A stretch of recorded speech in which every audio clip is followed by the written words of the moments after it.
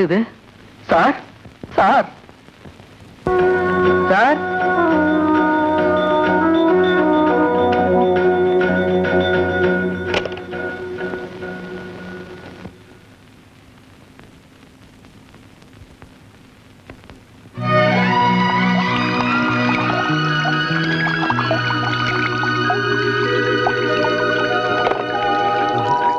ஐயோ ஐயோ, எவ்வளவு பெரிய தப்பு பண்ணிட்டேன். பாத்ரூம்ல பாடிக்கிட்டே குளிக்க கூடாதா?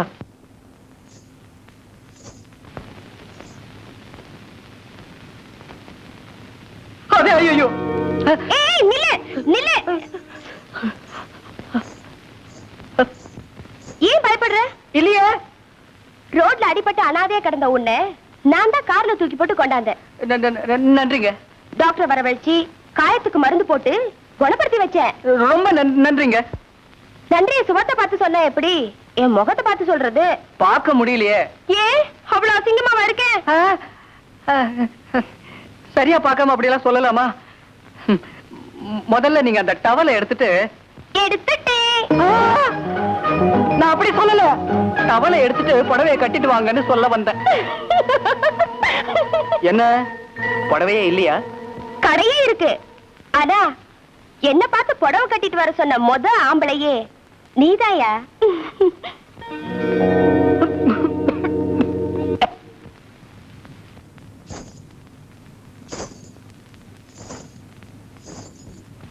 என்னவா கால்ல குத்துன முள்ள எடுத்துட்டு தொல்லை விட்டுதானே சந்தோஷப்படுற மாதிரி உடம்புல இருக்கிற டவலை எடுத்துட்டு எடுத்துட்டேன் அப்படின்னு குஷியா ஒரு குரல் வரா.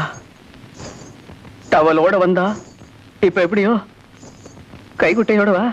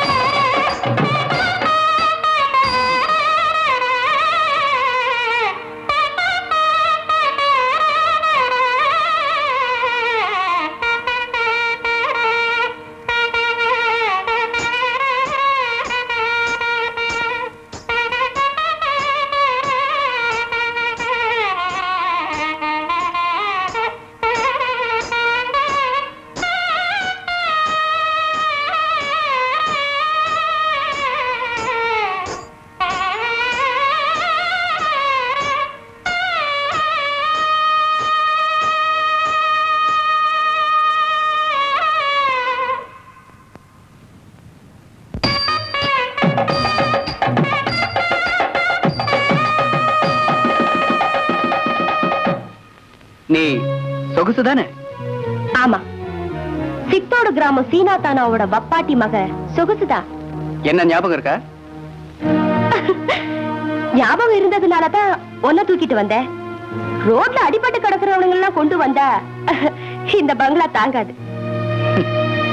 சித்தோடு கிராமமே உன் அழக பத்தி எப்பவும் பேசிக்கிட்டு இருக்கோம். தள தளன்னு இருந்த நீ ஏன் இப்படி தளர்ந்து போயிட்ட? சீனாத்தானா செத்த உடனே எங்களால அந்த ஊர்ல இருக்க முடியல. எங்க பேர்ல இருந்த சொத்தையெல்லாம் வித்துட்டு நானும் அம்மாவும் இங்க வந்துட்டோம். இங்க சோவண்ணா நாவண்ணா மாவண்ணான்னு மந்த மந்தையா கூட்டம். அம்மாவால சமாளிக்க முடியல. நானும் சந்தைக்கு வந்துட்டேன்.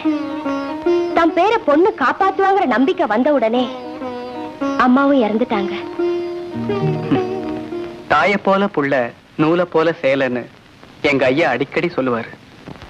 உங்க ஐயான்னு சொன்ன உடனே ஞாபகம் வருது. அவர் போனதுக்கு அப்புறம் நம்ம ஊர் கோயில்ல களையே இல்லை.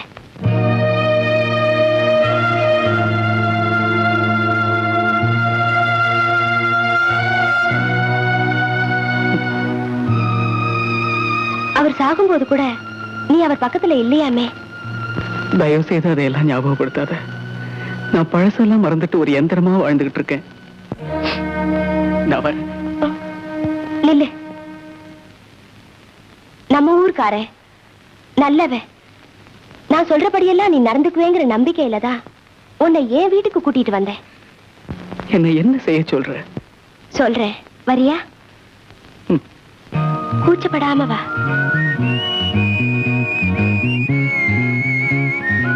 உட்கார். சொகுசு என்னது? ரத்னம், பசிக்குதுன்னு பல பேர் பணத்தோட என்கிட்ட வருவாங்க. அவங்க திருப்திக்கு நான் பரிமாறுவேன். வேக வேகமா சாப்பிட்டுட்டு பசி அடங்கினதும் பறந்து போயிடுவாங்க. ஆனா பரிமாறினவளுக்கு பசிக்குமேன்னு ஒருத்தர் கூட நினைச்சது கிடையாது. இனிமே ஏன் பசிக்கு விருந்து வைக்க வேண்டியது உன் வேலை. உனக்கு எந்த குறையும் இல்லாம இனிமே நீ இங்கேயே இருக்கலாம். எழுந்துரு. அப்படின்னா என்ன உனக்கு வப்பாட்டானா இருக்க சொல்றியா? இது என்ன புது வார்த்தை? ஆமா, ஆம்பளை பொம்பளைய வச்சுக்கிட்டா அதுக்கு பேர் வப்பாட்டி. நீ என்ன வச்சுக்கிட்டா அதுக்கு பேர் வப்பாட்டம் தானே. வேண்டாம், கல்யாணமே செஞ்சுக்கலாம். ஓஹோ, உட்கார். கல்யாணம்ங்கிறது சொர்க்கத்துல நிச்சயிக்கப்பட்டு படுக்கை அறையில ஆரம்பிக்கணும். நீ ஆரம்பத்திலே முடிக்க பாக்குற. ரத்னம், உன்னை நான் கல்யாணம் பண்ணிக்க மணமேடையில உட்கார்ந்தன்னா அம்மி நகர்ந்துடும், அருந்ததி விழுந்துடும், அக்னி அணைஞ்சிடும். வரேன்.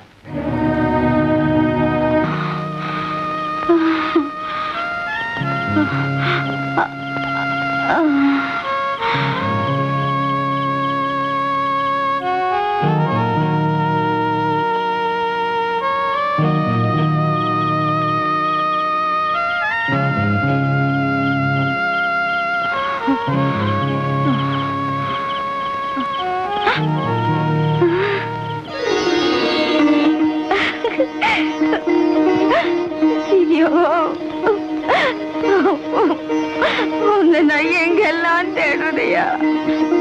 ஐயோ,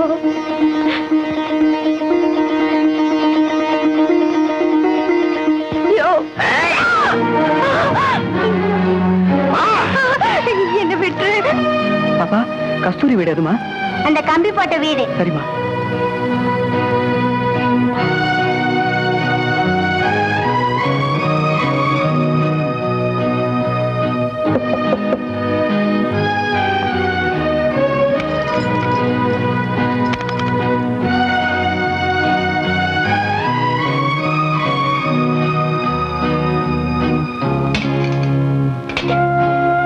ஏமா, கஸ்தூரி வீடு தானே? ஆமா ஆமா, பூட்டி இருக்க. வெளியே பூட்டிக்கிட்டு உள்ள இருக்காங்க. அது இல்லம்மா, எங்க போயிருக்காங்க என்னன்னு தெரியுமான்னு கேட்டேன். தெரியாதுப்பா. உடம்பு அனலா கொதிச்சுக்கிட்டு இருக்கும்போது அவ வெளியே போனா. அவளை தேடி ஆரோக்கியமா இருந்த அண்ணங்காரனும் போனா. இன்னும் 2 பேரும் வந்து சேரல. வீடு திறந்து கிடக்கிற நான் தான் பூட்டி வச்சேன். அப்படியா? அப்படித்தான். நீ யாருப்பா? ரத்னம் வந்து போனதா? கஸ்தூரி வந்தா சொல்லுங்க. அண்ணங்காரன் சொல்ல வேணாங்கிறியா? வரமா. என்ன சார் வேணும்? என்னங்க வேணும்? பொண்ணு ஒருத்தி. பொண்ணெல்லாம் இங்க விக்கிறது இல்ல, அதுக்குன்னு தனியா ஆளுங்க இருக்காங்க, அவங்கள போய் பாருங்க. அண்ணா, அதுக்கு நான் ஆள் இல்ல, புறப்படு. கஸ்தூரின்னு ஒரு பொண்ணு வரும், வரலாம், வந்த உடனே காகிதம் போட சொல்றேன், நகர்றீங்களா? இந்த வயசுல முருங்கைக்காய் அவசியம் தான். ஒருவேளை மாப்பிளைக்கா இருக்கும். ஐயா வாங்க சார், என்ன வேணும்? தெருவுல விக்கிறதுக்கு பழம்லாம் வாங்கிட்டு போகுமே ஒரு அழகான பொண்ணு பாத்தீங்களா? இங்க 1000 பேர் வருவாங்க போவாங்க, யாருன்னு கண்டது? பேரு கஸ்தூரிங்க. ஏயா, கடைக்கு வரவங்கிட்ட என்ன வேணும்னு கேட்பாங்களா, என்ன பேருன்னு கேட்பாங்களா? புதுக்கோட்டை பக்கத்துல இருக்கிற வெள்ளாத்துக்கரை மேல எங்க கிராமம். 20 வருஷத்துக்கு முன்னால ஒரு பயங்கரமான வெள்ளம் வந்து என்ன பெத்தவங்களையும் சேர்த்து எத்தனையோ பேர் அடிச்சிட்டு போயிடுச்சு. கரை சேர்த்த என்ன மட்டும் தைப்பூச விழாவுக்கு கச்சேரி பண்ண வந்த நடராஜ பிள்ளை அவரோட ஊரான சித்தோடு கிராமத்துக்கு என்ன கூட்டிட்டு போனாரு. சொந்த பிள்ளை மாதிரி வளர்த்ததும் இல்லாம என்ன எம்ஏ வரைக்கும் படிக்க வச்சார் sir. Oh, is really a great man. உங்களுக்கு தெரியாது சார், அந்த வித்வான் நாதஸ்வரத்தை வாசிக்க ஆரம்பிச்சார்னா அந்த குழல்ல அடைஞ்சு கிடக்கிற ஊமை காத்து அந்த 7 துவாரங்கள் வழியா கல்யாணியா, காம்போதியா, தோடியா ஓடி வந்து அரங்கத்தையே தலையாட்டி தூங்க வச்சிடும். மிஸ்டர் ரத்னம், மாத்திரை சாப்பிடுறீங்களா?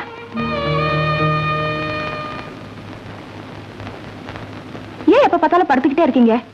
You are all right. Hello hello mister Ratnam, நீங்க டயர்டா இருக்கீங்க. Take rest. I'll come in the evening, okay? Sir,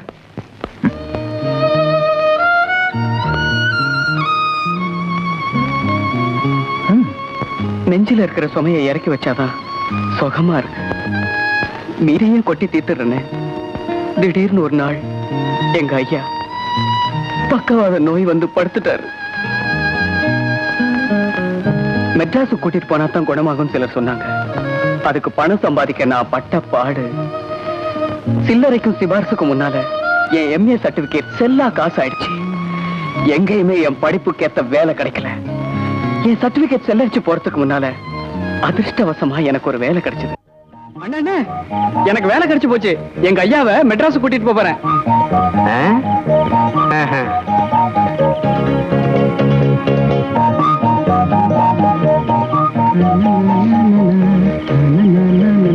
அண்ணா, எங்க ஐயாவை நான் மெட்ராஸ் கூட்டிட்டு போறேன்.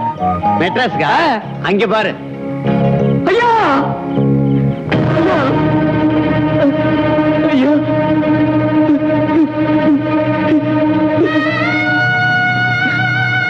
6 வயசுல இயற்கை என்ன அனாதையாக்குச்சு.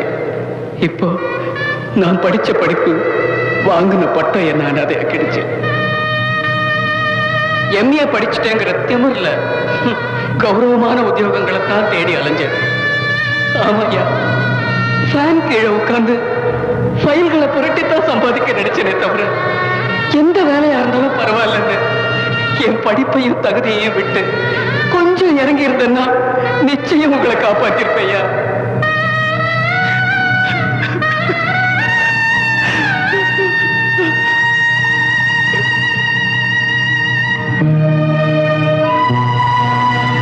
ஐயா, உங்களுக்கு பயன்படாத படிப்பு இனிமே எனக்கு மட்டும் எதுக்குயா? வேண்டாம் ஐயா.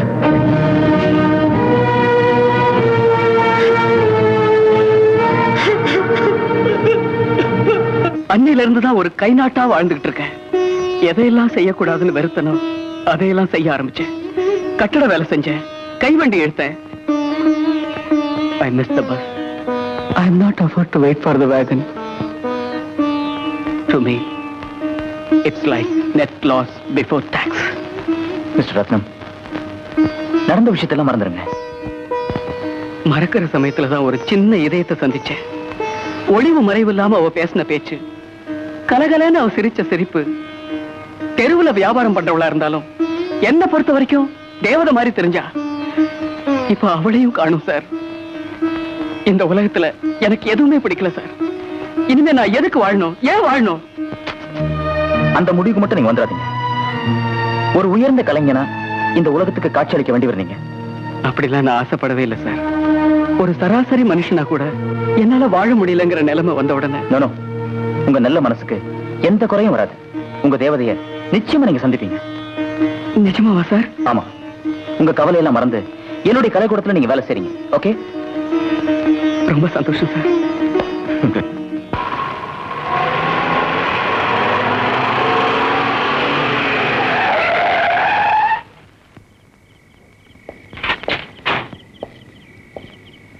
வாங்க.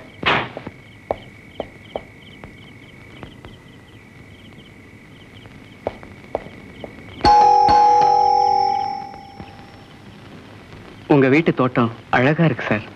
தோட்டக்காரன் இல்ல, அதனாலதான் அழகா இருக்கு.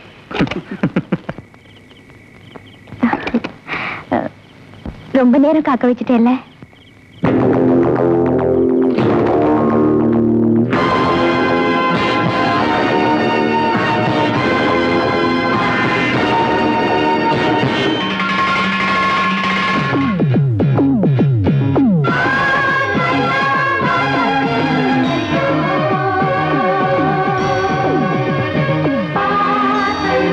கை நழுவிடுச்சா? ஆமா, நழுவிடுச்சு. நம்ம வீட்டுக்கு சாப்பிட ஒரு கெஸ்ட் வருவாருன்னு ஃபோன் பண்ணியிருந்தேனே, அது இவர்தான், mister Ratnam, MA. She is my wife. உள்ள போலாமே? ஆஹா, ப்ளீஸ் கம் இன்.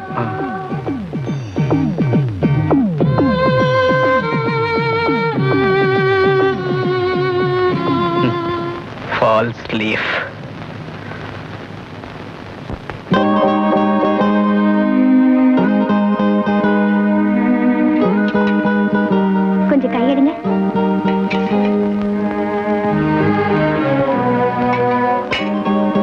படாம சாப்பிடுங்க.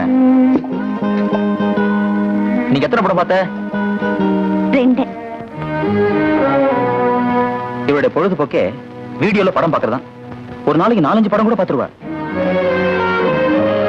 ஓஹோ, நிறைய சினிமா பாப்பியா? பாப்பேன். ஒரு நாளைக்கு 3 படம் கூட பாப்பேன். ஏழைகளுக்கு பொழுதுபோக்கே சினிமா தாயா. நம்மளால செய்ய முடியாததெல்லாம் சினிமால காட்டுறாங்க. பார்த்தா சந்தோஷமா இருக்கு, படுத்தா தூக்கம் வருது.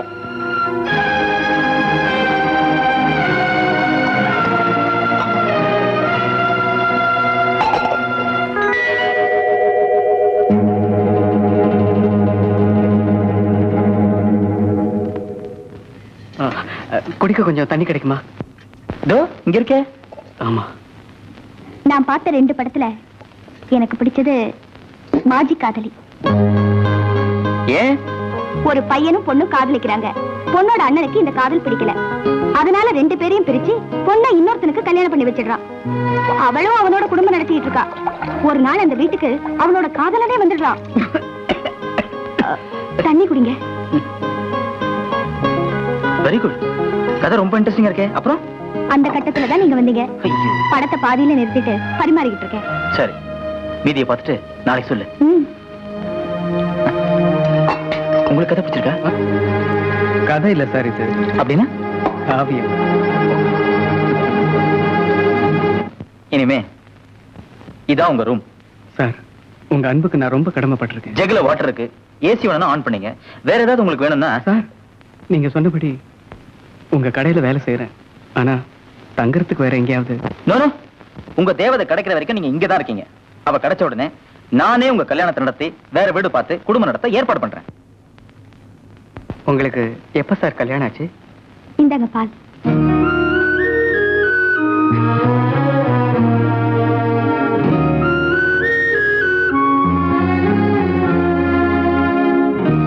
Have a good sleep.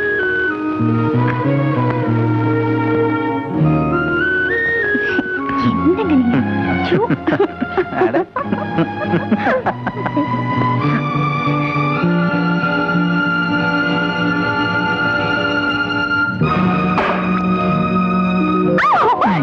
என்னங்க நீங்க? விடுங்க. என்ன நீ? சும்மா இருங்க. காலையில 4 மணிக்கு நீங்க திருவையாறு புறப்படணும். திருவையார் போறதா திருவிளையாடல் பண்ணக்கூடாதா? உருப்படியா ஊருக்கு போறதா இருந்தா ஒழுங்கா தூங்குங்க. ஐயோ, நல்ல மூட கெடுக்கிறியே. உங்களுக்கு மூடு வந்துட்டா பொழுது விடிஞ்சிடும் எனக்கு தெரியாது. சிரிப்பு வேற. தூங்குங்க. எனக்கு கொஞ்சம் வேலை இருக்கு, நான் வரேன். ஏய், அவ்வளவுதானா? அவ்வளவேதான்.